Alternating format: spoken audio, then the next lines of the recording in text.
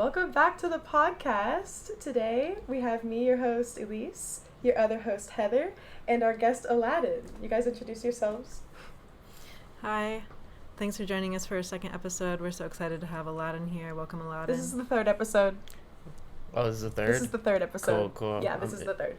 I'm honored. I'm Aladdin. I'm the homie.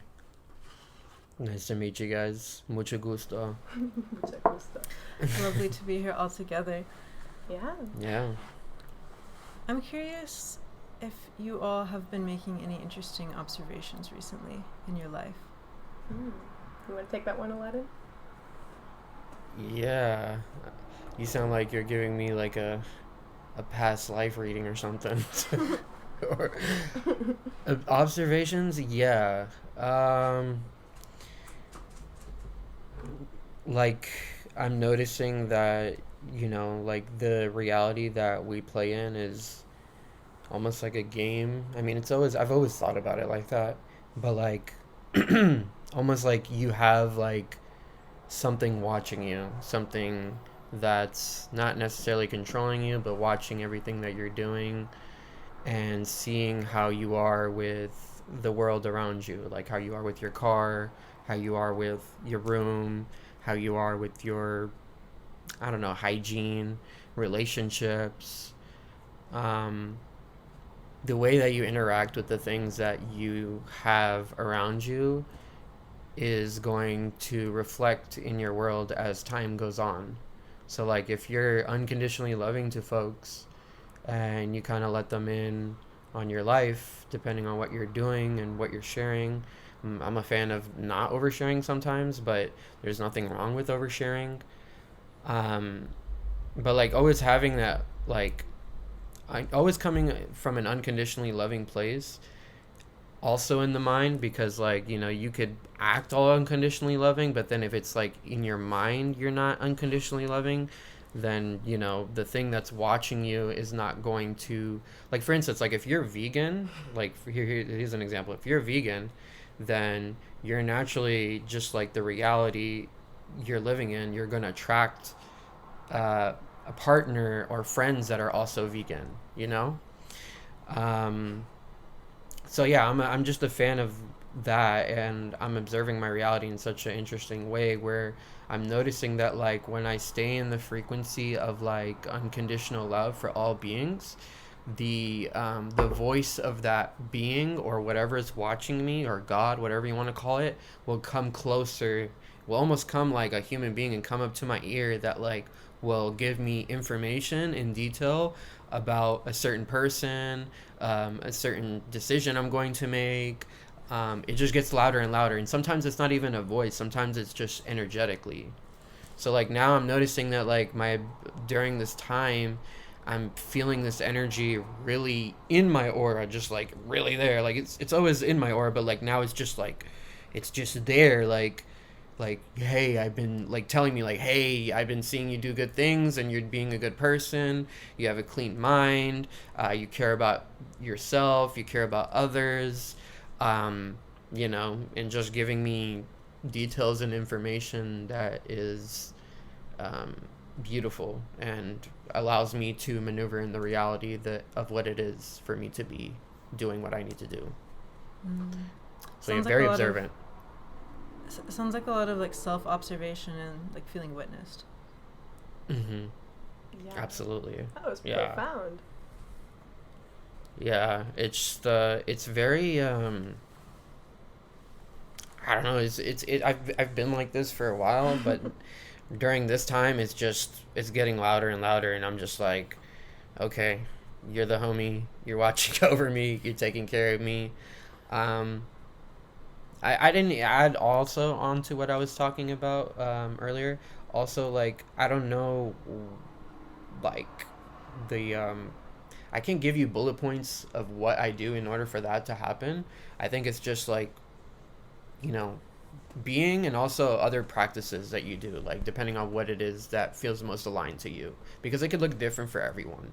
Everybody has their own quote unquote spiritual practice. It doesn't have to be called spiritual, it could just be whatever it is to you.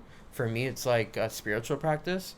So like, um, wake up, prayer, um, you know, get my body moving depending on what it is. It could be yoga, or it could just be normal stretches. Um, you know, go to work, come back, do what I gotta do, whatever that might be. Then before I go to bed, prayer. So it's like developing that connection with that whatever is watching you. Um, Also, I mean, for me, this is just my own observation, also allows that energy to just, it's almost like you have a relationship with someone. That's almost what it feels like. Like a someone that's not even there. Like, it's just, it's there, but it's like, how do I mean, it's hard to explain it to like someone who might not really understand it. But like, I've been in a place where I didn't really understand it, where I was just ignorant of it all. Um, but if you keep it as a daily practice and you believe in it, then there's that connection that you create with that other side, that will help you and maneuver you into certain things that you're doing with your life, depending on whatever that might be. It could be anything, like, you know, you trying to create something, you trying to um, anything. I mean, everything is creation. So you doing what you want to do, as in like creating in your reality. I love your cat. Oh, your cat's going crazy. Sorry, My dog. fourth- Come here, Yuki. Guys, my dog is like staring at me. Yuki, come here. She's gonna We make her can- first yeah. podcast appearance. Come here, baby. Yeah. This is Yuki. Everyone say hi to Yuki. Hi, Yuki. She's pretty quiet. She's not gonna say much. Don't worry, Yuki. Your dinner time is soon. We'll have to take a break so I can feed them in a little while, but she'll be fine for now. Yeah, I loved what you were just saying. Like, it was reminding me like of this process that Yuki. I'm so sorry, guys. We're gonna pause for a second because of Yuki. I gotta take care of her. 1 second. Go for it. Yeah, it's from like, I don't know, it's just like, I've been in a place where I didn't like necessarily hear those things, or even energetically. I mean, it was always there, but like I wasn't as subtle. Like I wasn't subtle about the feeling the energy. It's almost like I felt it, and I could feel it buzzing in my spine sometimes, but I never gave it the attention that it deserved until I started praying, until I started keeping up with a daily practice, instead of doing it for like ego purposes, more so do it for myself. And also, yeah, I'm also doing it also just for myself, and because it's things that I liked to do for myself, instead of doing it for like, oh, I'm gonna do this for likes and comments and whatever, you know, like, or I want to look good, I want to have a nice body, blah blah blah. Like, instead of like really so attached to the ego aspect, I really like disconnected from that aspect and just did it for myself, because these are things that I need, or things that I believe that I need to do in order to maneuver in this reality. Because you know, having a body that you don't take care of is sucks, you know. Yes. At least, you know, just from my own perspective, you know, I've been pretty athletic my whole entire life and I can say kept it up going from experience, Yeah. it sucks when you don't take care of yourself. And like, yeah, that's something that I just kind of grew out of in the last couple years, is the things that used to make me feel better were the things that ended up making me feel the worst. So you just kind of gotta upgrade and let it keep coming. And I was thinking, like, I wonder if this like place that you're at right now, Aladdin, has anything to do with the fact that you just started your Saturn return. Like, how long do you think like this particular part of your journey has been going on? This little chapter. I feel like I've I feel like I've walked into a different door, and now I'm not so naive as I used to be, That where makes I would sense. just dive into any kind of relationship just like that, like just quickly, just because of like how a person is, you know? It's more of like, let me get to know you before I even, you know, get you to connect with me on a deeper level. Sometimes I'm just, I don't know. I have no idea. Like, that's a good question. More so, okay, so like the thing that comes up for me now during this time is like emotional maturity. Emotional, intimate maturity, or if you can put those in the right way, that's what I like the most in life. You know, because like if you don't have that with people, then your friendships are gonna fall. They're gonna break apart. So like what I do is like I notice that like, you know, yeah, like narcissism is a big thing in our world, and I would say that I have narcissism too. I have narcissism tendencies, and I believe that everybody else does. Leo placements. So what do I do? I was asking myself these things, like what do I do like to get out of these narcissistic tendencies? Well, one, I don't even know where some of my friends are from and where their families are from and stuff like that and stuff they've been through. So like I'll try my best to like recuperate with like current friends and continuous friends from the past and try to get to know them even more. Like, where's your family from? Oh, they're this. Like, you know, I try to get to know people on a deeper level, and it almost could seem like I'm actually desperate for bringing friends into my life, but it's not really a tendency of being desperate. It's more of like me trying to unprogram myself from how I used to be. Because like you could be love and light, you could vibrate to the eighth dimension, 12th dimension in meditation, but then like when it comes to the human world, you know, like some people are still struggling with things in the 3D, and it just is what it is. Like you just have to ask them the questions that are 3D questions, you know, like How's your mom? I yeah, like how's your mom? Yeah, you know, like how's your mom, or how's your relationship with your mom, or how is your how are you doing? You know, like how's your relationship with your mom is a big question to ask, but like it's something that you could lead up to, you know, because it could help you develop a relationship with that person and see where they're at emotionally, because most of us are just like stuffing everything in their body with like everything, like pretty much everything, you know, like we eat a lot of sometimes we eat a lot of food to get away from our emotions and our feelings.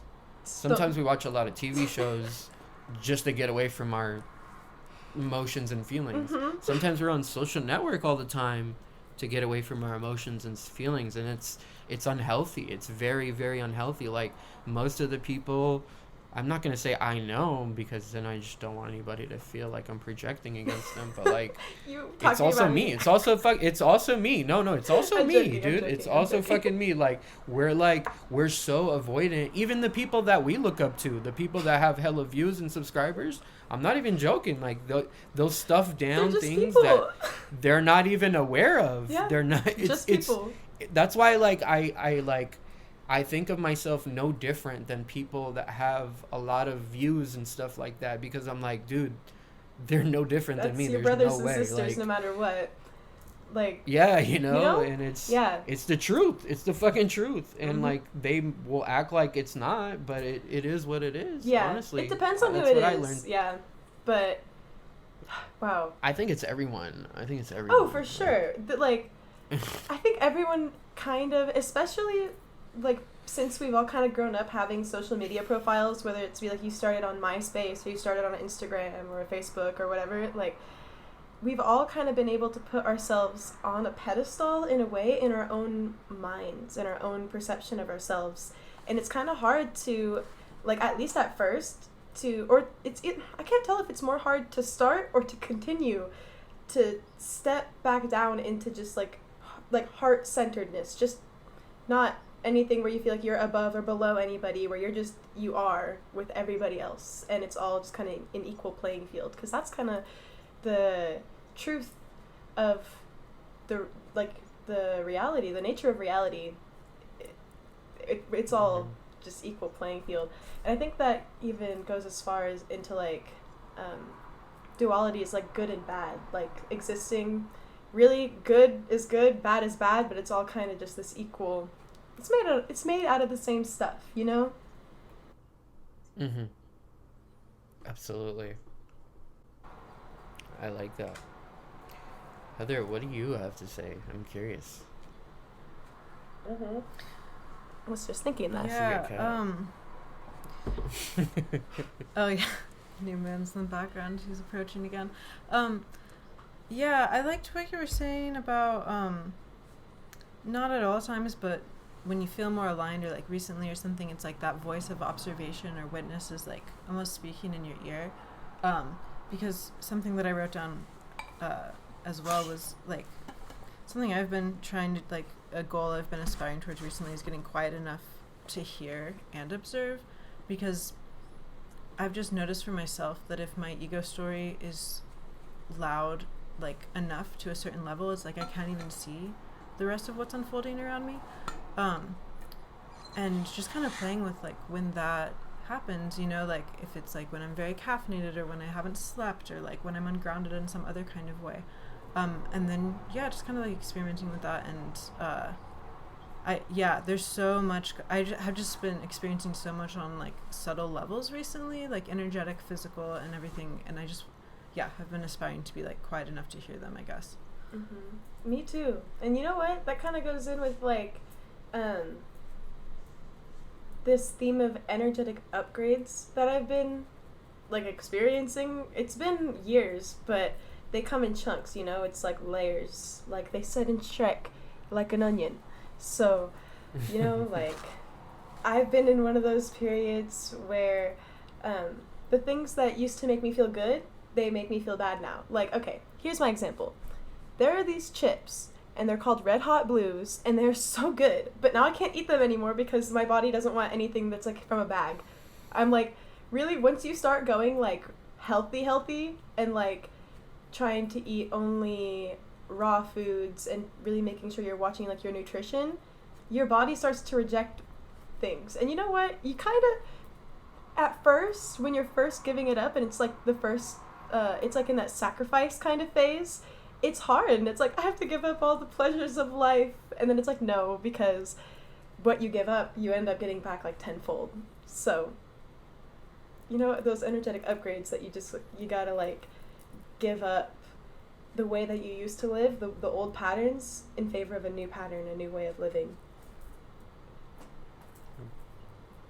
Yeah, like there's only space for the new download of the new upgrade to come in when the old piece has been removed. Like that space has to be created first for that transfer. Mm-hmm. It's literally like if you have a car that's full of shit and you need to go and buy groceries, and you can't fit your groceries in your car until you clean out the old stuff. It's the same thing. Yeah.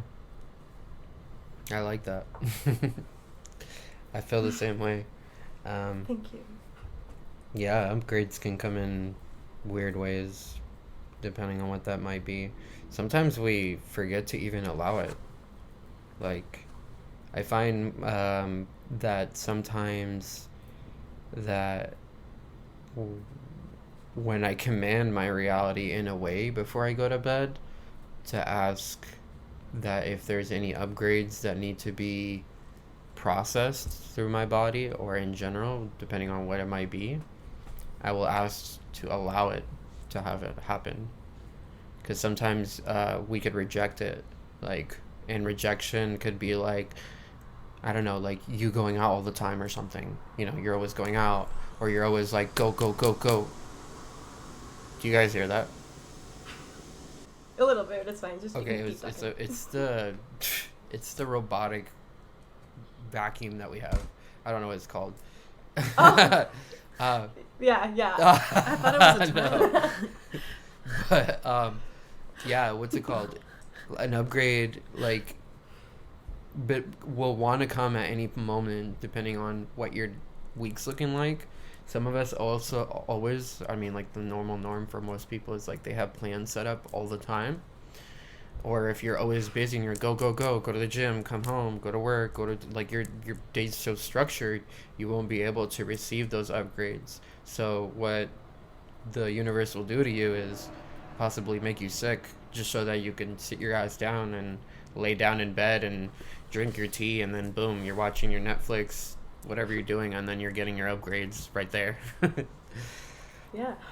We were just talking about that, Aladdin, because I told you, like, when I was sick, and I told you it felt like an upgrade, and you're like, yeah. So what happened to me is that I was, like, sitting down, drinking my tea, watching my Netflix, and then it ended up being like, oh, okay, the screen time is no longer feeling like rest. It's starting to drain my energy, so I just need to lay here and do nothing.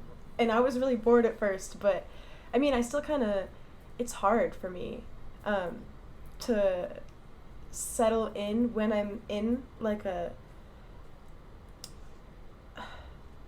kind of a quicker pace. And it's not like I'm rushing, I'm going crazy, like I'm unaligned, but just like kind of higher energy. It makes it, if I'm not mindful, hard to settle down and be in that relax. Like, it's kind of like, okay, I'm going like Rajasic, and then I need to get back into like Sattvic energy and not down into the Tamasic energy. But this is like the, Heather, what are these called? You gotta remind me. The gunas. You're referring to the gunas. Yeah. I was gonna say doshas, and I'm like, no, that's Ayurveda. That's the other thing. But yeah, the gunas. What you're describing is part of Ayurveda too, but yeah, it's the gunas. It is. Yeah, it is. It's also in like other. Yeah, this is complicated.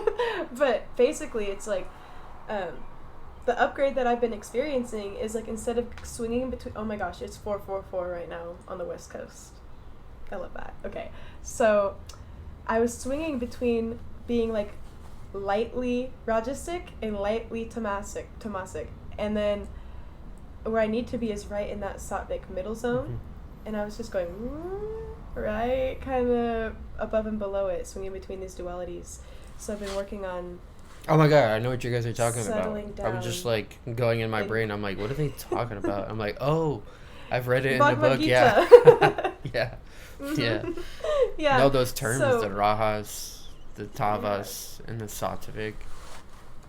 Sattvic is like the middle zone, Mm-hmm. like. Sattvic is like sattva. pure. It's like spiritual purity. It's like the right. like Yeah. Okay. Yeah, it is. Yeah, the middle zone. The middle. It's also, you know what else is the middle? The like heart center, and also like, you know, the symbolism goes into like the heart of Jesus. It goes into like, in yoga they talk about being in the heart center, and they talk about the heart center being Sattvic. It goes throughout so many like different little like cultures or practices. Gosh, I'm going on a tangent about the heart center. Is anyone shocked by that though? It's not a bad tangent to go down. Yeah, it's not. That's what I've been trying to settle into. Is true. Is the Sattvic purity. I remember this one time when I was a senior in high school. My teacher was going around asking us like, what do you guys want to be in life? Not like a mechanic or like, I want to be a pop star. Like she was asking us more like, what do you want to be? What type of person do you want to be? What are your morals? And I remember telling her, I was like, I kind of just want to be like in samadhi, just like complete purity. And I was like, there's other words for that. Like you could say, oh, I want to be in like the state like Satchidananda. But you could say, I just want to be in bliss. I want to be, you could say like heaven on earth, heaven through the heart. There's so many different ways you could say it. But I remember like telling my English teacher like, oh, I just want to be in that like pure heart space, the Sattvic heart space. And she was like, that's hard. And I was like, life is hard. Like being unhappy is harder is basically what I ended up telling her. Like it's worth it for me at this point, and like where I'm at with myself, it's worth it to give up some of the earthly pleasures. And that's not to say like I'm not going to enjoy and indulge and like play in the human experience, because I absolutely am. But I won't be enjoying my spicy chips, you know, like I'll have some pistachios or something.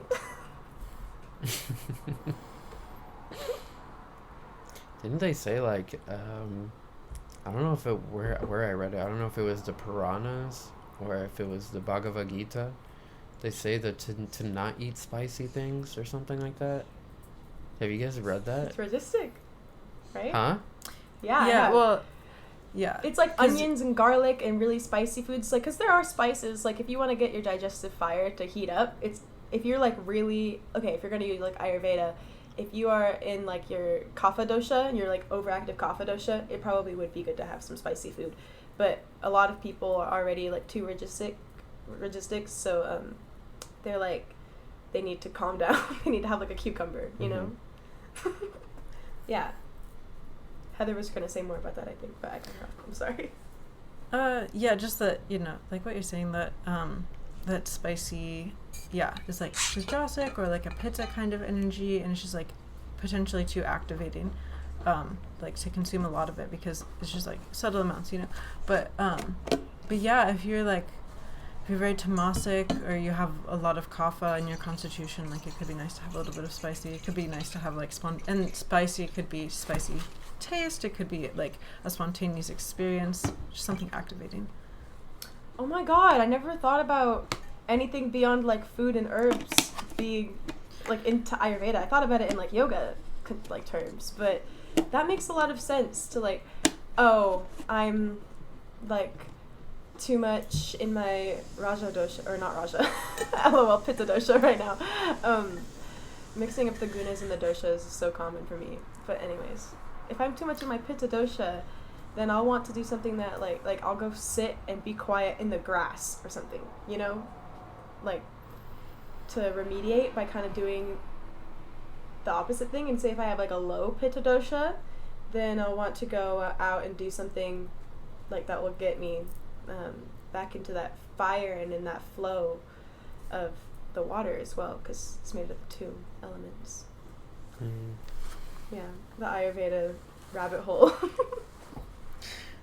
Yeah, certainly. Yeah. Go ahead, Aladdin. I mean, this is completely different than what we're talking about. No, change topic. Let's do it. Because you were speaking of morals, and I'm just curious, like, what's your guys' definition of your moral? Like, what's your moral in reality? Like, because I know everybody has their own individual moral, like, treat others as you would treat yourself the same. I got my moral. Actually, you guys go first, because I'm asking the question. Sure. Yeah. So when I would say my morals are primarily based in like Buddhism, but not because I like read a book and was like, yeah, I want to adopt those morals, just because I kind of felt like a natural magnetism or something to them. But when I was 18 or 19, I came across this full moon bodhisattva ceremony, and I remember I had printed out the PDF and it was like on my altar. But I remember like taking it really as like an oath, and I was just like revisiting it recently. But it's kind of, when I was reading it, I was really feeling a connection almost to like the 10 Commandments kind of thing, and I think there's definitely some overlap. But I'll just share a few of them. Like, I vow to refrain from evil of all kind. I vow to make every effort to live in enlightenment. I vow to live and be lived for the benefit of all beings. I vow not to kill. I vow not to take what's not given. That's one I've definitely been working with recently. And it kind of goes on and on, but just, and like, I guess for me that's like a little bit, there's like a little bit of like renunciation, not like full complete renunciation, but for me like there is like a kind of a giving up of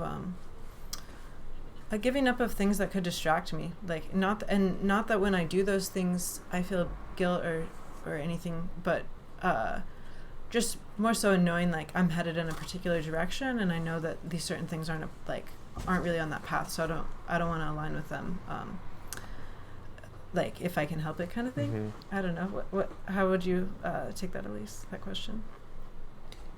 Wow. Well, first of all, oh yeah, let's break it down. I am just like shocked that you used the word oath, because I was literally thinking like I'm listening and then it's crossing my mind, like, you're gonna have to answer this question, Elise. You need to have an answer. And I'm like letting it come to me as I'm listening, because if you try to think of it yourself, then you're missing out on everything. So I remembered, like, meaning of my name. Elise means God is my oath. And I was literally thinking that exact sentence, and then you said I took it as an oath, and I was like, whoa. That was really trippy. But anyways, like, to expand on that is my answer. The meaning of my name? Yeah, I didn't know that. Well, now you do. That's cool. Thank you.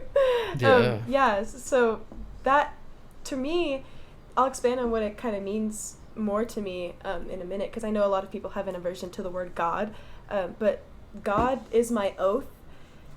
That would be my moral. And to me, God would be, like, having an oath to God would be to walk in heart-centered alignment, to walk with unconditional love for all beings and all people and all situations, and to be accepting of the way things are, while also having, like, the courage and strength to, like, make a change. Like, I'm picturing it like if you take a step and you leave a footprint on the earth, and you change the way things are through the way you move. Well, it's a lot of, paradoxical, like, oh, you just said to be accepting of things are. Well, you're also saying to change the way things are. It's like, yeah, both at the same time. But mostly, yeah, to walk in alignment with God. And to me, that word works because I was raised with it, and I came back to it in the way that, like, makes sense for me. But for other people, the God that I'm referring to would just be like the quality of the universe, the divine essence. It's like if the universe is a giant quilt or a net, God is the fabric. It's the thread that the fabric is made out of, and it's everything within and beyond that. It's the entire quilt, it's the entire net, it's everything. Words that sometimes work are like the universe, or the mystery, or unconditional love, or source, or things like that, It's really like, however you can get to that space, the words don't matter as much as the occupying that space. Yeah. So, my morals, I don't really have like normal people morals, I guess, but I have what works for me and what's guided my life ever since I, like, came to the realization for real. Because I always felt that in my life and in, like, my heart, especially as a child. But then you grow up and you have to kind of come back to it your own way, because you got to kind of decondition yourself from the way you're raised and the perceptions you get from growing up. Yeah. What about you? What are your morals? Yeah. Sometimes those things that you learned from the past could be helpful too. Mm-hmm. Oh, they for sure are. They shape you, but there are some things you gotta, like... Yeah, absolutely. Like your own version of, like, what God means to you and stuff. Like, for instance, like, I across the hallway, my grandma lives there, and every day she's reading the Quran. She's reading it every day, or she's watching it on TV. And sometimes she watches stuff that's going on back home, and it's kind of very, like, different, or not different. It's kind of like a switch. You're up here, and then you're going to the turmoil area with the chaos that's going on in the Middle East. But I totally get it, because she grew up in a whole different generation. But I find inspiration in that because she has a dedication to God, and I've never seen anybody, I never met anybody in my life that has such a rigorous and disciplined spiritual like focus more than her. I've never met anybody. I mean, I probably have met, but I mean, this woman's been in my life most of my life, so just seeing her do that, just seeing her doing that makes me made me develop my own relationship with God. So, like, my morals is, like, following what is good for myself and for everyone. So like God for me to me doesn't really care about Your luggage. who you're dating or who you're with. God doesn't care about the stuff that you buy or the stuff that you have. God doesn't care about um, like the job that you have. God doesn't really care about. You can have like a job that just pays 8 an hour, and then you could still have a really fabulous life, and you could die in the next life. I believe will be even better. You'll be benefited even more, or you might not even have a next life for all we know. But you know, to me, it's like treat others how you would treat yourself. If you could do that in the mind and do that outward, then you're always going to be provided for no matter what. It's like once you start treating people how you would treat yourself, then you begin to really see that that shared essence that we kind of are all made of. It's all within us. Yeah. But once it's seen that all is like on an ultimate level, not on a relative level, but like once it's seen like on an ultimate level that all is one, it just kind of feels to me like to cut any corners or to be unkind to anyone or to like not do anything to my utmost is like cheating on myself, like energetically not. And everyone else too. Yeah, because it's all connected. So like, because we're all each other. Yeah, so like to take advantage of anyone, like that's just taking advantage of myself, like you know, yeah, but I don't think that's I think that's a little bit like difficult of a truth to operate in all the time. Like it's all encompassing. Yeah, it's okay, can we take a pause real quick so I can go feed my dogs? Go for it. Okay. I'll be right back. I like what you're talking about, Heather. Yeah. It's good to always, you know, because like you could like treat others as you would do the same, but like elaborating from what I'm saying, like is that like if you gotta do something and you gotta focus on it, then you know, by all means tell someone to without, you know, being mean, to fuck off, you know. Yeah, protect your yeah. But not in that way, but you get what I'm talking about. I know exactly what you're no, because I think that on one stage there's like this level of like when you first kind of encounter not really at first, because it's not linear at all, but like sometimes there can be this like I just want to be wide open, I want my heart to be wide open, I just want to give with no boundaries, at least that's my experience. And then I get into these situations where I'm overcommitted or where I'm really almost enabling someone like not to be independent for themselves or like just in some way like energetically cutting a corner. But then like to see beyond that is like, oh wow, actually to protect my energy, to not just freely give my time away to people means that what I can give them can be like higher quality, that I can actually be present with them like in the time that we share together instead of just giving them 8 hours of unconsciousness, you know? Absolutely. There you go. I know what you mean. Yeah, using not being afraid of how others would feel if you told them that you don't have the time, you know? Yeah, and if you're busy, you know, or if you're knowing what somebody's doing all the time, then like when you do see them, you have nothing to talk about, you know? People have to live their own. It's like a video game, like I was saying, like there's games I played in the past that were single player games, and you know, you can play it for a really long time, and then like during the game, maybe like after a year of playing it or whatever, you come back to a certain character in your game and you tell them exactly what you've been doing, because otherwise you don't have anything to share if you're always just talking all the time.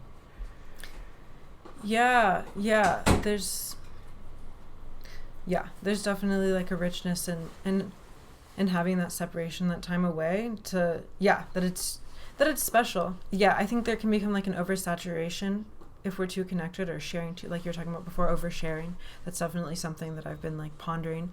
Like I'm a loud Leo. Sometimes I'd be telling people too much of my personal crap, and then afterwards I'm just like, man, like I didn't need to share all of that. Like, what was this? I don't think this compulsion to share in that moment was pure. Like, it was tamasic or it was rajasic. Like we're talking about, it wasn't like a sattvic compulsion to like what needs to be communicated, I guess, is like a self-inquiry I've been having recently, instead of just like dumping it out, you know? Yeah, it's a learning experience, you know? You, yeah. You get better with time. That's what I learned as I get older and older. I'm not even perfect at all either. Yeah, there's no arriving. It's all just a one long highway. Yeah.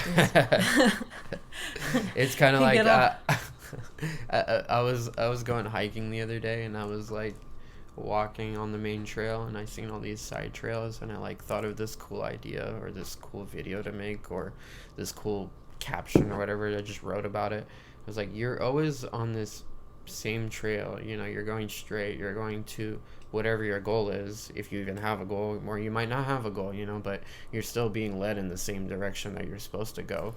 But every now and then you're going to take these side trails, whether that be like somebody giving you a call, or somebody, you going into a relationship with someone, or I don't know, like you lost your house or something.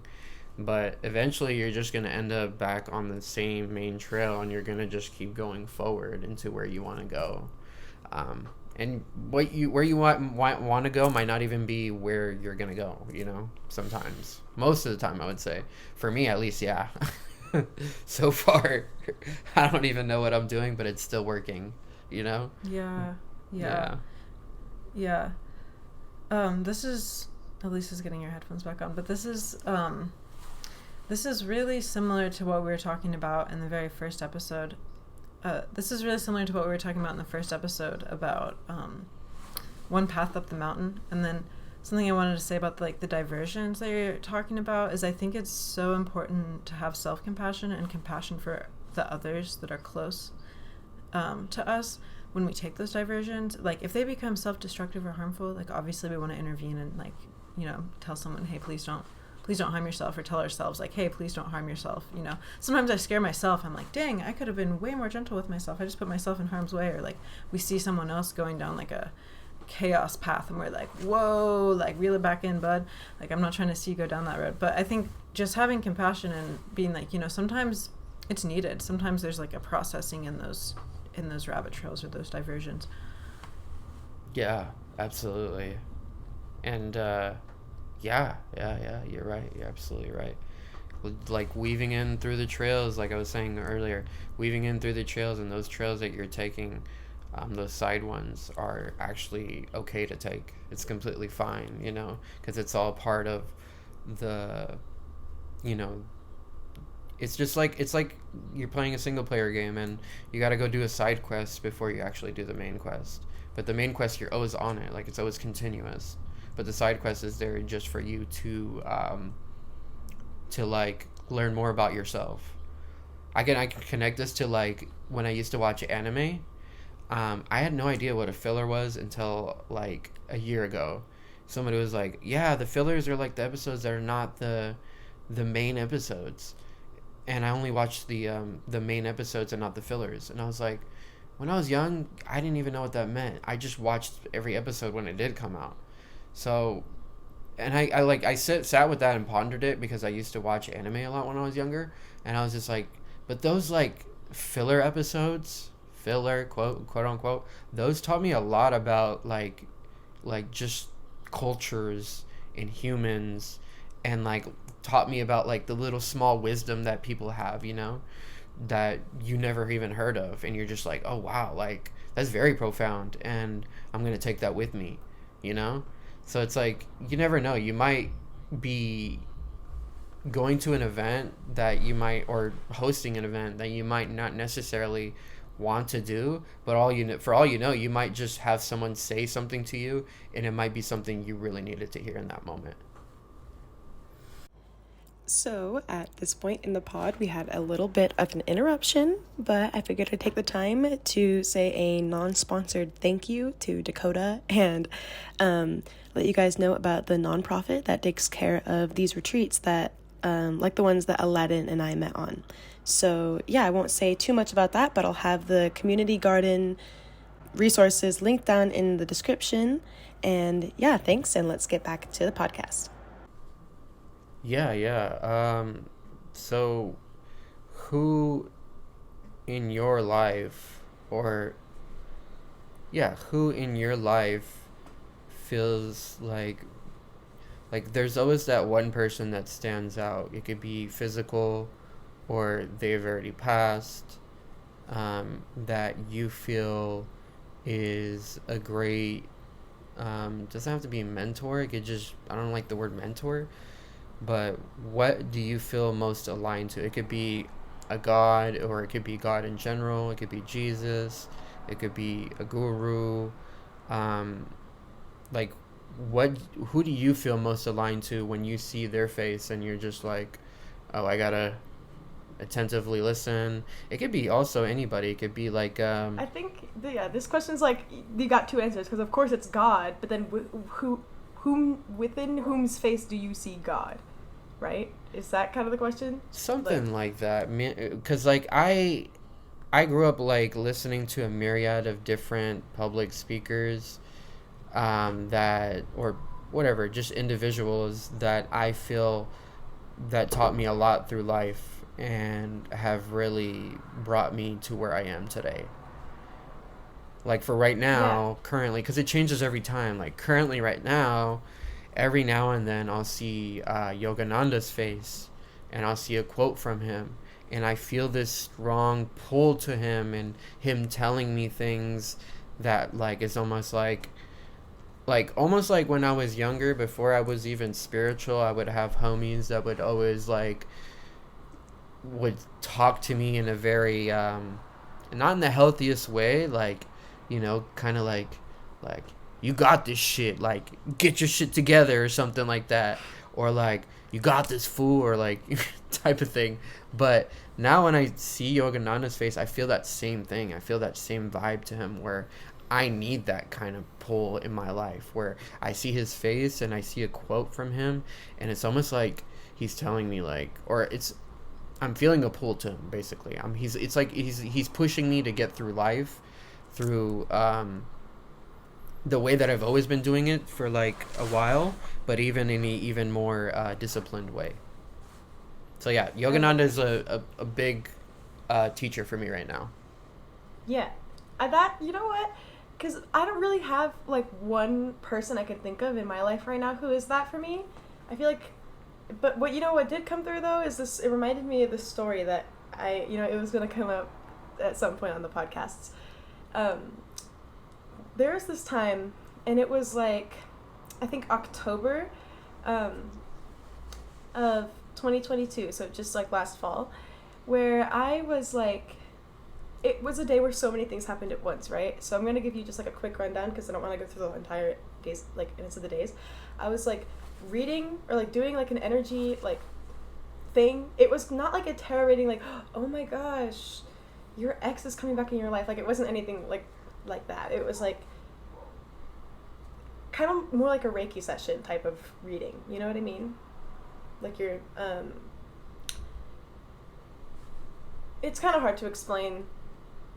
Just like a reading, but more like a conversation. And so my energy was like super high from that. And then during the day, so my mom's cousin has been like staying here.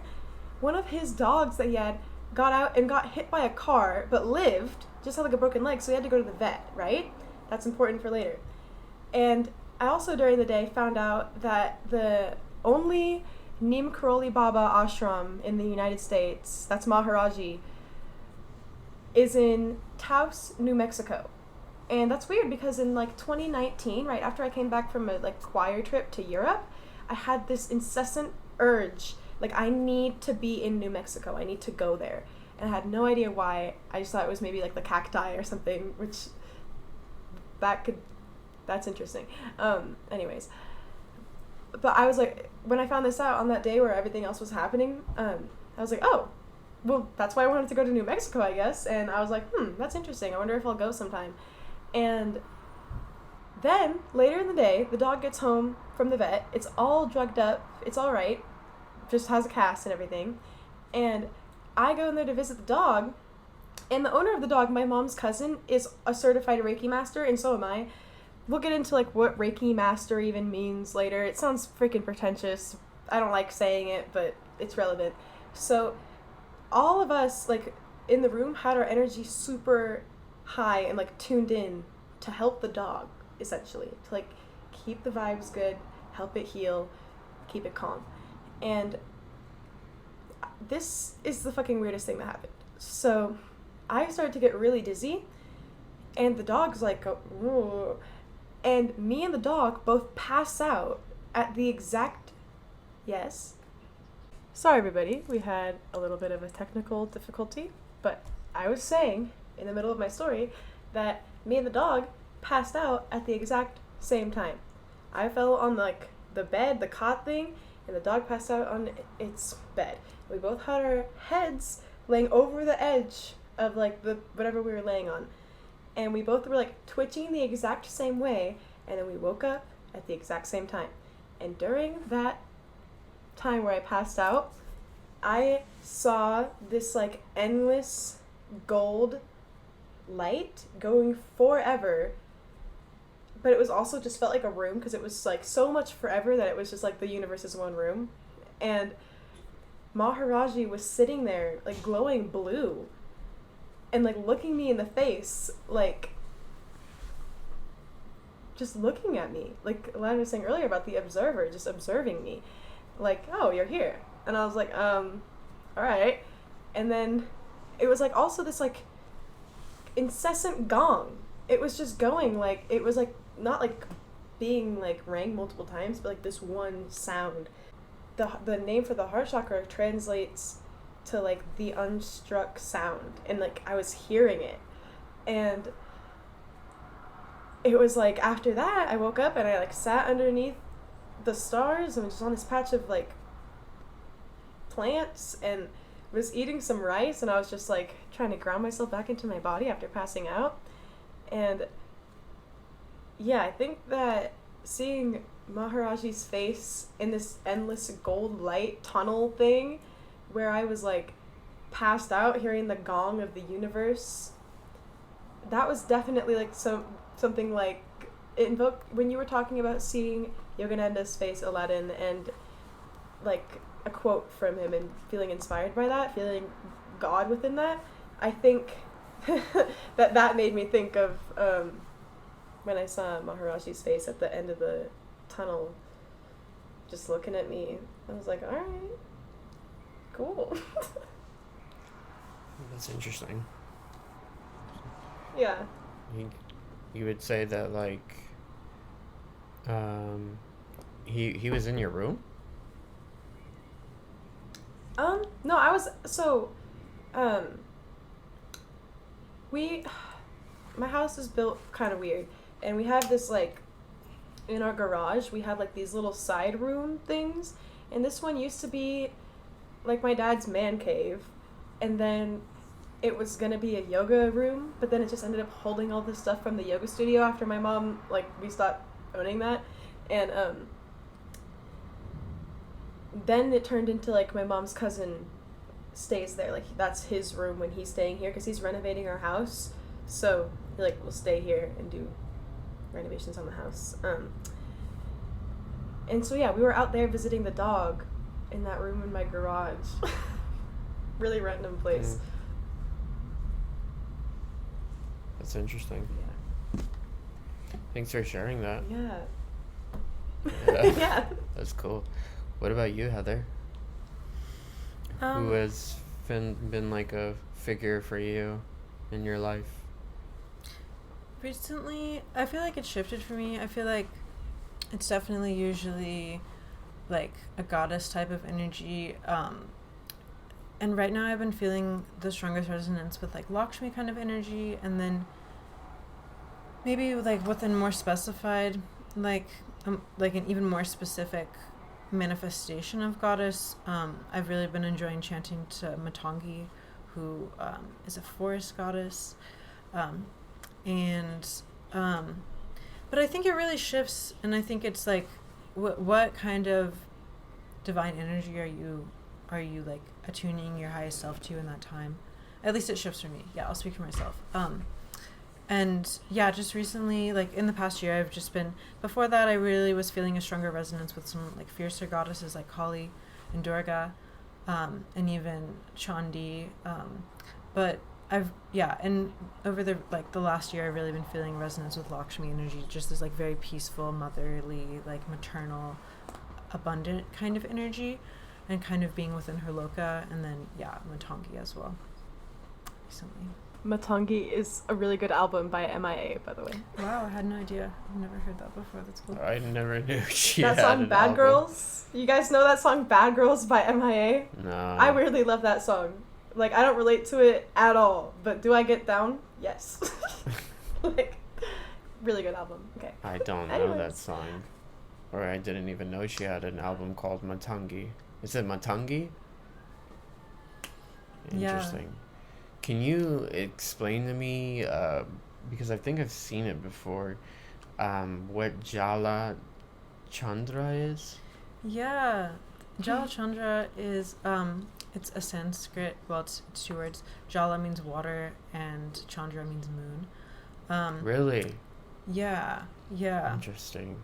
Cancer rising vibes. Yeah, it was really interesting because it was just, it was after I'd done my yoga teacher training and been studying yoga philosophy for a little while, and I was just at work one day, and the name just kind of popped into my mind, and I didn't really, I had some I had been formally studying yoga, so there was some familiarity with Sanskrit, but I didn't really, I just felt an attraction to the name. I didn't fully know what it meant, and then looking into it more, that I mean, Jala Chandra is like Cancer, like like is and I'm a Cancer rising, and in tropical, actually not in sidereal, but What's your rising in Vedic? my Vedic rising sign is Gemini. Yeah. Ooh. It's strong Mercury. It's really but I digress. That's a whole rabbit hole. That's interesting. I did not know Jala Chandra means that. The mermaid. Yeah. That's cool. Thank you. What made you, what does it have to do with your sign? Like, what made you drawn to it in the first place?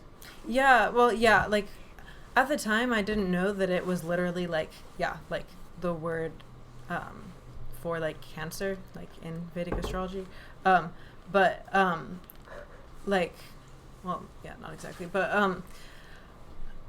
so like I am a Cancer rising, like in tropical, so I definitely like resonate with like Cancerian type of energy, this like watery, maternal kind of fluctuating, ruled by the moon type of energy, cardinal, the crab, but like why I resonate with like Jala Chandra, like water, like I just like this flowingness, and then moon, I just have like a very strong natural affinity for the moon. Like I've always loved the moon and lunar things, being awake at night. I was born in the middle of the night, so I definitely feel more lunar than solar.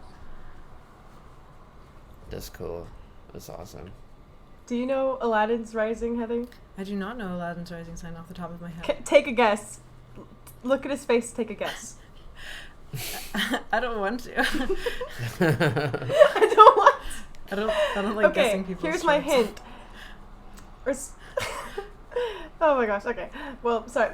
We just talked about this not that long ago. That Sagittarius loves to play weird ass games, but not like mind games. Just like a literal like guessing game. Like a fun little Other people are like, that's weird, but anyways. Scorpio risings, they always have eyes that like really like are prominent, like yes, you can like really see into their eyes, and then they like it feels like they're looking through you, like I feel like that's obvious. Like, so are you telling me that Aladdin is Scorpio rising? Yeah. Yeah. Scorpio rising? Yeah. Yeah. Yes, that's what I was saying. Yeah. I was Sure. told by a reader Oh. once that told me that I could do readings on myself and I could do readings for people, but I was like, I don't know. I don't know if I could do all that. You're like, I don't want to. Yeah. Yeah, you're probably right. You probably could. I feel like most people can. It's just about like, are you using that ability? Like, are you even in a place where you're able to utilize that potential? Most people are like, I don't want to. I think I've been in that place before because I would say like, everybody has like a year or a time when their quote unquote spiritual journey began. Probably right out the womb was their spiritual journey, but for me, when things really started to get intense for me was like 2018 when I followed like I felt really drawn to this one person that told me about this rule, or not even rule, this like this teaching he did. And this teaching he did was like called be a dot. And be a dot meaning like you're in the center right here and you're on this line. Being a dot means like you never make plans that are a week ahead from you.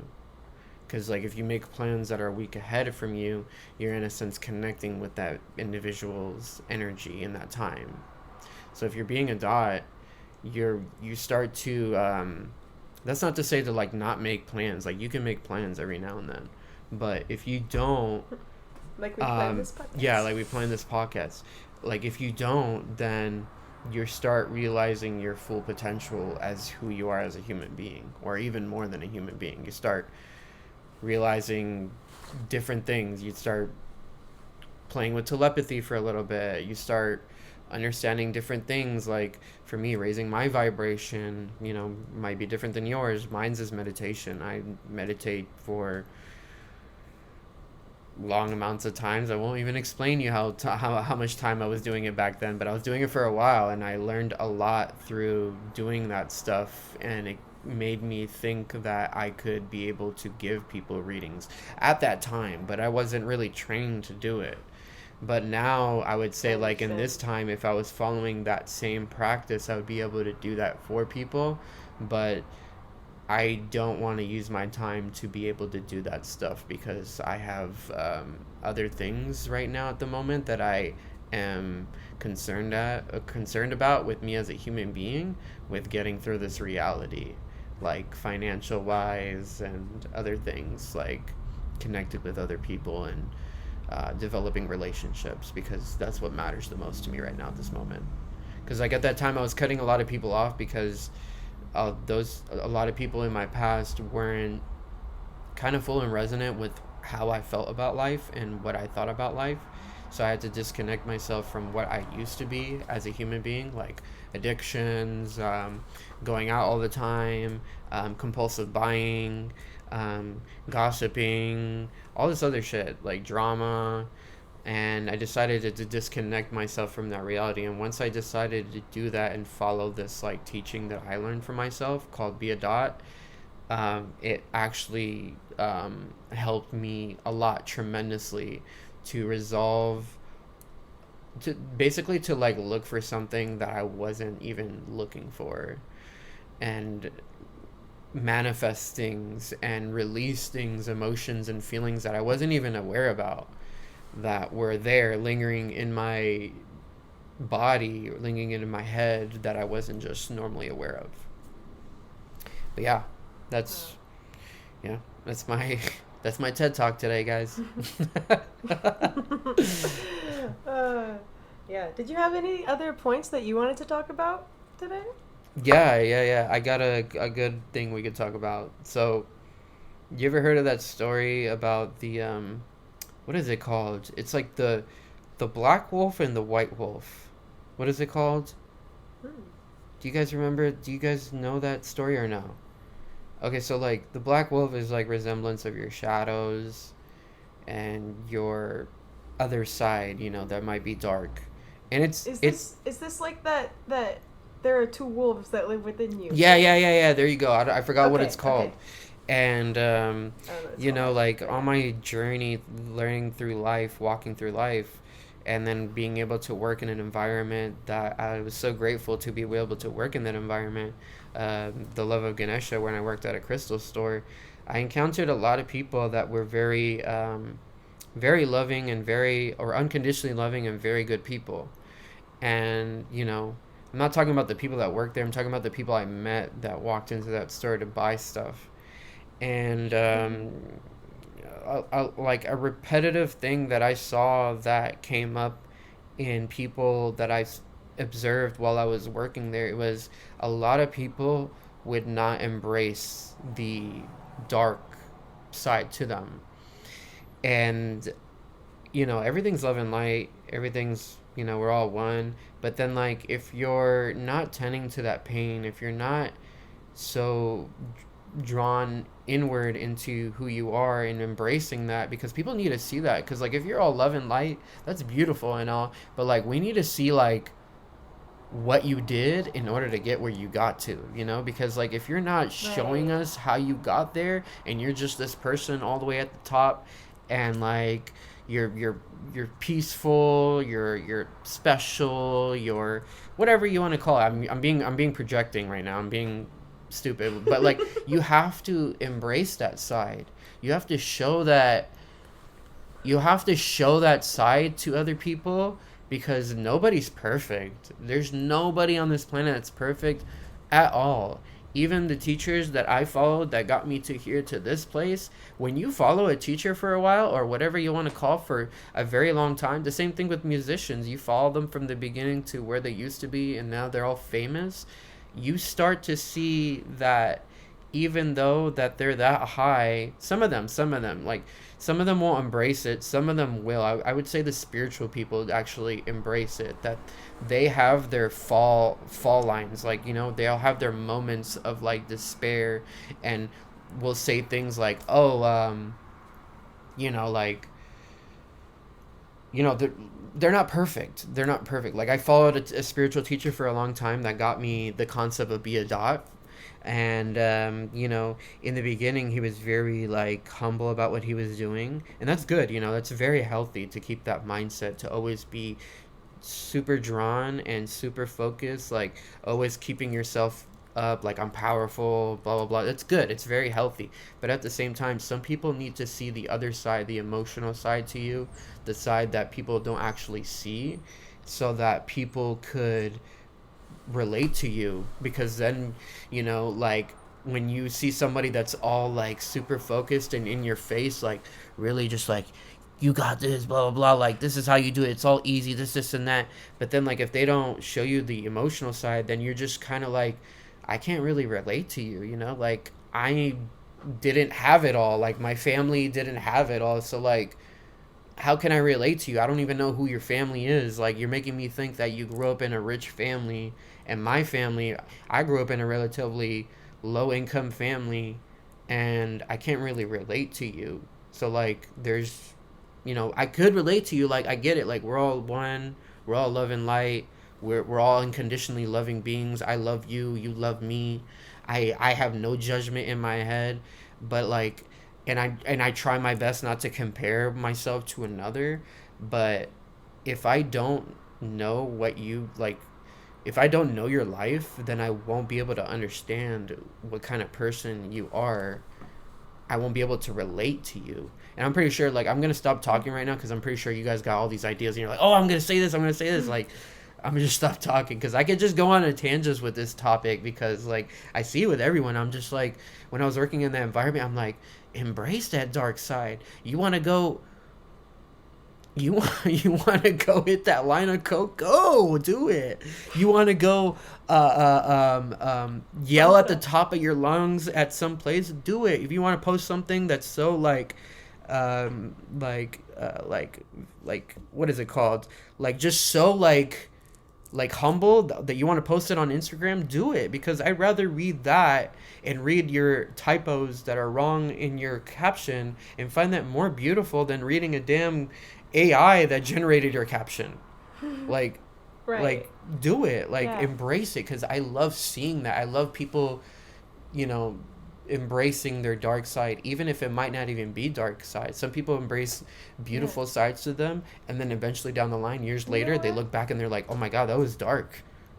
You know? Yeah, you know what I think it is that beauty and love, and the reason why you love this, probably, because it's the way, it's the way that I was thinking of it, because it's the same, is that love is made out of the dark and the light.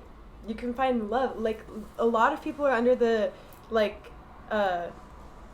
impression that you can only find love in light, and love feels good all the time. Love is positive energy, and it's like love is all encompassing energy. You can find, it's like the love that comes from using literal shit as fertilizer in your lawn, and all the growth that your plants will have because of that.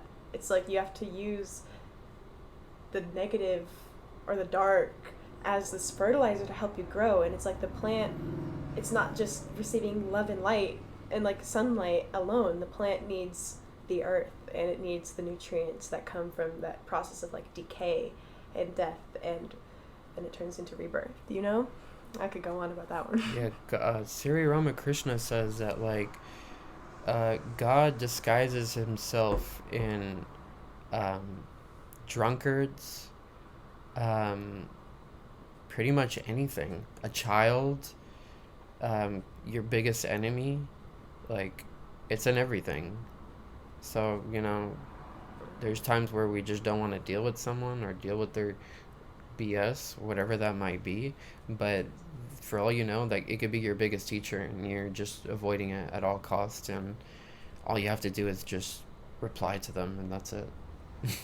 Or not reply to them. You could just, you know, make your way and do what you got to do. Yeah, you know, because like eventually, in the end, when you do that stuff, when you embrace that dark side. By the way, this is so weird. I was doing yoga the other day, and I was just like, wow, when I do a sun salutation and I'm going like this, and then I go in my arms, it's a heart. I was like, I didn't know that. I was like going like this. I was like, oh my God, it's a heart. Now I get it. I feel like when I'm doing anything like that, and that movement in particular, in any type of yoga exercise, I think of it, or even, yeah, it wouldn't even just have to be exclusively to yoga. I think of it as like a circulation of light. Like I'm just seeing this luminous white light, and it's circulating this path that I'm like creating with these movements. That's something I've definitely been thinking about recently, or just like running circuits, just like circulating energy in a particular way, like in a closed circuit. Mm-hmm. Like qigong or something, or yeah, yoga is like, it's also like, I don't know what the right it's like Tai Chi too. Yeah, that's what I was getting at. That, yeah, like Tai Chi, Qigong. I'm sure there's other I feel like somatics, there's like endless amounts. I've also like studied craniosacral therapy. There's just like, it's like attuning to the way that energy circulates, like within a system. Mm-hmm. And by system, you mean like the human body, or the human body and the environment? I think it could be the human body and the environment. It can literally just be like what I was getting at when you were saying that was like how you're saying it's like when you're doing a sun salutation, it's like drawing a heart. Like in that, you're creating a closed circuit. Like you're drawing that repeatedly, you know? Yeah. Yeah. How long have you been doing yoga? How long have I been doing yoga for? Yeah. I started doing asanas when I was 15. How old were you? Whoa. Yeah, it was like it was kind of like the vegetarianism for me. Like it was just spontaneously one day like an attraction to, like there wasn't, the environment that I grew up in, it was not, there were no vegans, there were no yogis, like there was nobody. I grew up in a really monoform environment, and none of that was a part of it, and there was just a spontaneous like draw to it. Like I just remember I ordered like a yoga mat off of Amazon, and it took like a month to come from Asia, and it was super thick and foamy and it was like $10 or something. And I remember watching this one yoga video, and then shortly thereafter I found like a yoga studio in town, and I just started practicing there. How about you guys? What has your yoga journey been like over time? That's a cool story. Thank you. Yeah. When I was a kid, I was in dance classes, and my dance teacher, Lexi, she would like have us doing asanas as like stretches.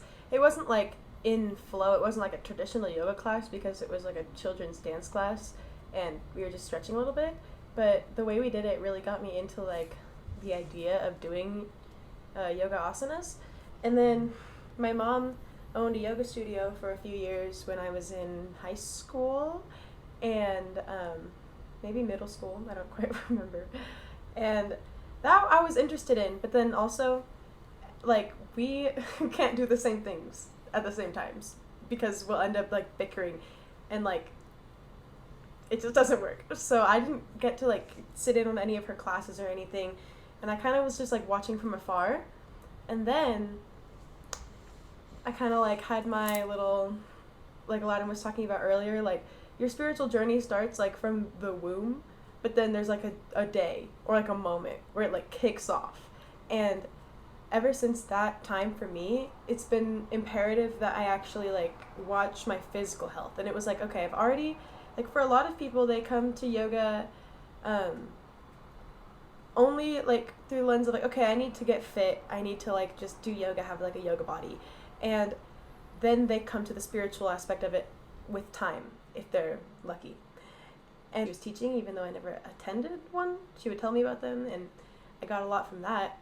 And then I just realized, like, okay, I got my Reiki, like, I got attuned in Reiki, and then after that it was like, okay, I need to be able to move my body in a specific way that will create space for health. So I did go into it for, like, health reasons, but then also, to be able to offer that in, like, hand in hand with Reiki to people, I think that's a really, really, that would be something that I'm interested in. New Moon too. Yeah, he was like, for real. What about you, What's your Aladdin? cat's name? New Moon. New Moon. Oh, wow. That's cool. I started in like 2019, and then I was doing it every day, and then maybe till like 2021, it just started being on and off.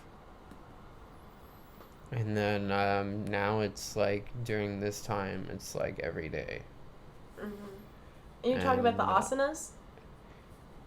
At least yoga- at least like 30 minutes of yoga asanas. Well, because yoga is like, you can do yoga all the time every day without doing the asanas. You don't have to do a single pose to do yoga, you know?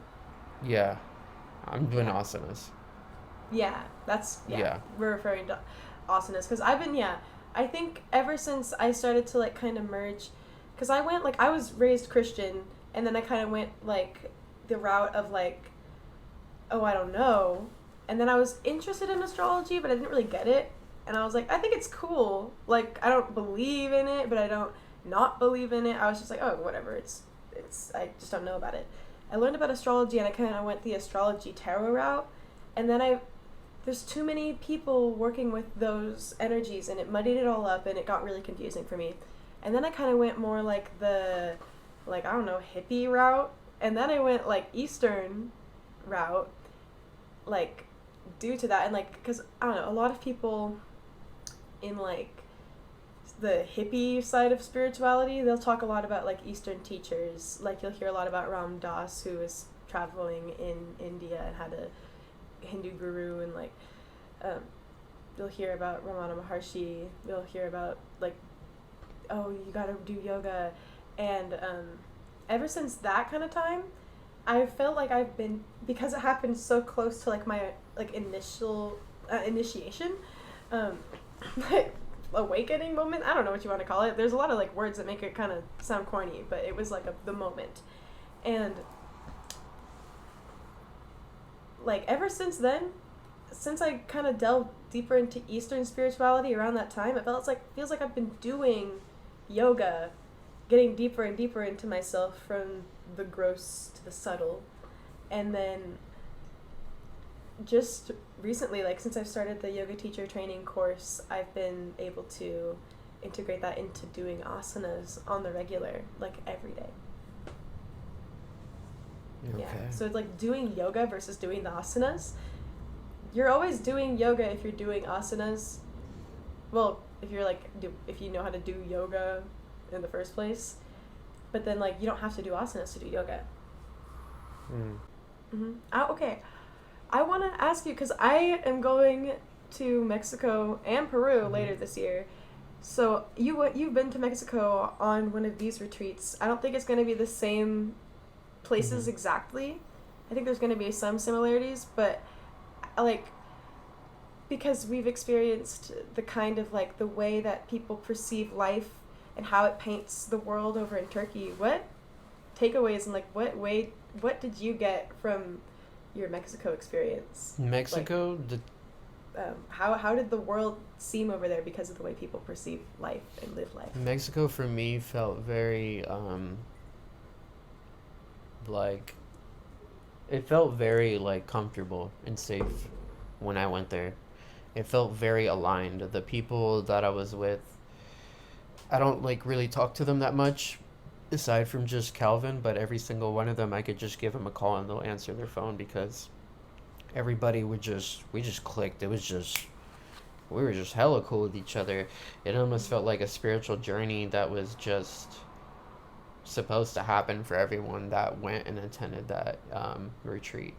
But other than that, just like the vibe of being there was beautiful to be there. The people were nice. The environment was clean. I felt very welcomed and open to it. I felt a lot of inspiration. It was also the first time I've ever traveled in a long time. It felt very interesting. Like in the beginning when we first showed up, this is just aside from the retreat. When we first showed up, there was like a checkpoint to get into the location of where we were going to. And it kind of reminded me when I was in Palestine, because we do have checkpoints too.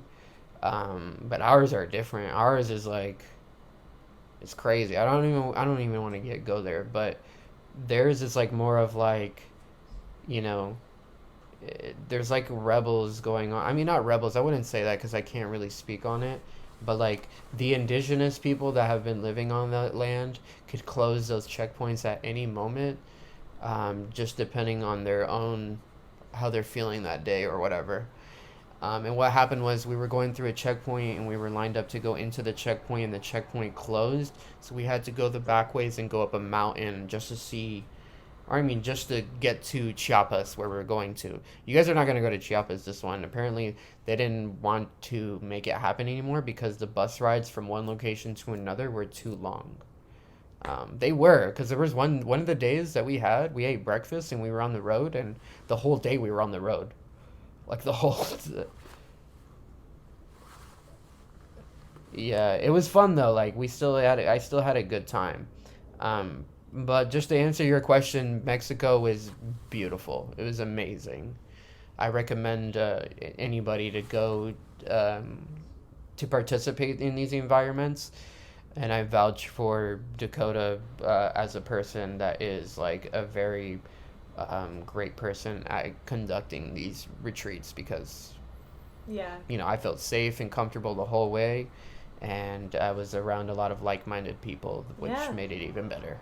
I think, you know what? Yeah. I think that what you said about, like, the retreat feeling like it was, like, a spiritual, like, meeting of people that was meant to happen, that's how I felt about the Turkey trip as well. It was, like, everyone meeting there when and where we're supposed to, as we were supposed to, especially because all the crazy, like, biblical-ass natural disasters that were happening while we were there and, like, before we got there.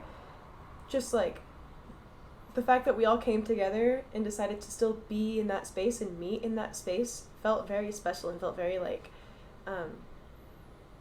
even though all of us were in completely different places in our own lives in a way, we all needed something that we got from that togetherness. And I think it could only be, like, once you go back for the I second think it's time, different for everyone. yeah, it is. Oh, for sure. But then everyone like gets the aspect of togetherness and looks like in each other as the mirrors that they're meant to be, and we all get what we were meant to from it. It might be something entirely different, but like it's almost like the same process, kind of. I mean, it's hard to explain because everyone's gonna go through it differently. But you know what I mean. It's like everyone gains this sense of like needing to have been around each other and like what comes from that. Yeah, I can only imagine that it just gets better. Like. Yeah, it does. But I also like what I'm learning now is that like when you go to these things, it's no different than when you go to a plant medicine ceremony in a different country. You take what you learned from that environment or what you learned from the people, and you use it to whatever you're doing in your life. Like depending on like if you're going to be a I don't know, like a bodybuilder or something, and you want to start teaching people, or if you want to start showing people how to use crypto and stuff like that. You take those experiences and you don't let it be as like an aspect of you taking it as an opportunity just to go out of the country and just to have fun. It's more than just that. Like my definition of what the work is in my life is like how's your relationship with your mom? How's your relationship with your dad? How's your relationship with your brother, your sister, your neighbors? How's your relationship with your neighbors? Or how's your relationship with your friends, your students, your teacher? Like these moments that you spend in different countries with you setting intention, even if you go like if you're doing a plant medicine ceremony, like set an intention. Just with anything, and also let go of the intention, because your intention might not be what the environment is going to provide to you. It might be something else, you know. Yeah, you really got to show up for yourself. That's the whole point. Is like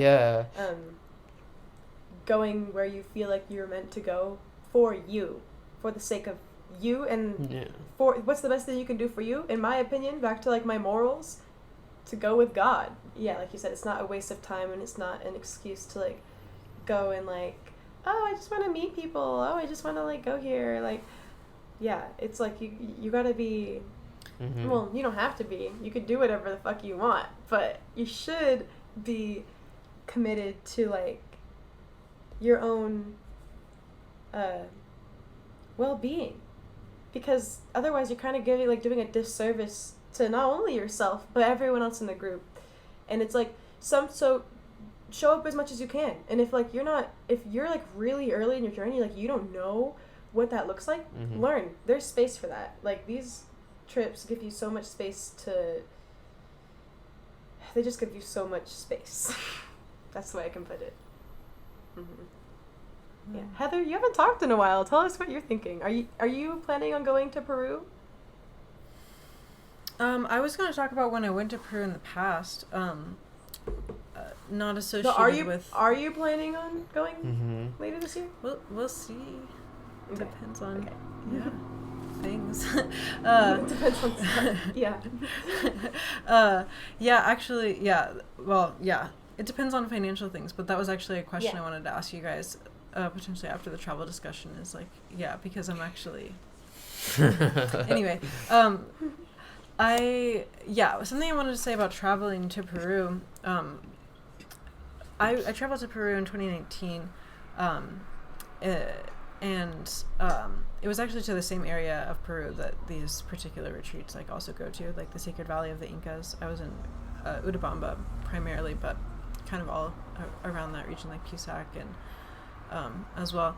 But Cusco metro area as well. But I remember that like the night before when I was preparing to go to the airport, I was just thinking like, why am I going? Like I feel like it was fated or something for me to go to this. Like it was just like it naturally was what to me emerged. With Turkey. Yeah, which is why I felt like to share this yeah, I was feeling like a resonance with what you guys were saying about it when I was listening, but like I didn't really know, and I just kind of sat with that and was like, all right, I don't really know why I'm going, but like I'm grateful to be going. And then when I was there, I was just, you know, taking it as experience and having all these amazing experiences. I was there studying like holistic nutrition, and like the local superfoods, and learning wonderful plant-based nutrition from several different specialists that lived there in that area. But I know now that at least one of the reasons that I went on that trip was to take that information that like I was that I learned during that time, and to share it with people, like particularly some information about like detoxing and just superfoods and eating whole foods, you know, and like my workbook from that class I've shared with other people, like that have just asked me like highly specific questions, like information that I gained during that experience. But I think we have these, sometimes we just have these experiences and we have no idea like where that's going to connect to in the future, who that's going to help, whether it's going to help ourselves or help other people, or most likely both. Yeah. I've felt a calling to go to Peru for a really, really, really long time. And, you know, I had a lot of flight credit, so I was like, you know what, might as well bust a bank with this one and and use my flight credit for this, because the amount of flight credit I had fit into how much the flight cost. So I was like, all right, this is perfect. And then the time being when I wanted to go, there was only like 2 seats left. So I was like, all right, this is perfect. So I just bought the ticket and decided to go. And then at the same time, there's an optional ceremony. And the first time I've had a ceremony with ayahuasca was very beautiful and very reassuring. And I want to be able to do it in a cultural setting of where it first birthed. And, you know, it's all fitting exactly the way that I want it to be. So I'm happy about it all. But if I didn't have that flight credit, then I most likely wouldn't have gone. Because I told myself after the Turkey retreat I was going to take a break and actually get myself in order, follow what feels right for me and stuff like that, depending on what it is I want to do with my life. But then I was like, this flight credit's going to expire in November, so I have no choice but to use it. So I'm like, all right, well, I'm just going to take this opportunity to go to Peru with my friends. So I'm taking the opportunity to go there, and I'm really happy about it. I'm really excited, really excited. I'm excited. Have you guys ever heard this saying, like asking permission from the land before you go? Ooh, I love it. I haven't heard it, but I love it. Yeah, I heard this from like a men's podcast, and thought it was really interesting. Yeah, I don't. It's called Sacred Sons. It's like a podcast for like embodied divine masculine human beings. And I was watching one of their podcasts from this one guy named Fabian, and he's this guy that also takes people to Peru and takes people to the same place that Dakota does, and allows them to have these plant medicine ceremonies. And he's been with the Shipibo tribe back and forth, bringing people from America to Peru, and he's been doing this like for many years. I don't know how many years he's been doing it, and talks about all the teachings that the Shipibo tribe like shared to him, and spoke about asking for permission from the land before entering into the land is a great thing to do with any place that you go to. And I've never heard of that until like maybe like 2 months ago, and I thought it was interesting. Yeah, I love that. I think I'm gonna start. I've never done my research yet though, so I don't know anything about it, so I'm pretty ignorant about it. Well, I feel like that's a good mindfulness practice. You know what I feel is like, I feel these callings to these specific places, and it's like, it's almost like an invitation. And the same thing happens with like certain experiences and certain people meet, like, coming into your life, it almost feels like an invitation to take up that space and to be in that position. Yeah. Like, for, like, me in India, like, I don't know when I'm going, but I feel like India just keeps giving me a phone call. Yeah. And it's like, yo, where are you? Dakota's hosting a retreat next He year, said I that? think he said, in India. Oh, Jesus Christ. Mm-hmm. I I think he said that. don't know. Like, I hope he doesn't. Yeah. I know, this man is blowing up my bank right now. Like, okay, it's actually for a nonprofit. So Yeah. it's fucking worth it, That's but, what I'm like, happy about. still. When he told me that, Yeah. I was like, really? I was Yeah. like, that's cool. It was like, makes me feel a lot more better now. When are we closing? Because I do gotta get going soon. We can close now.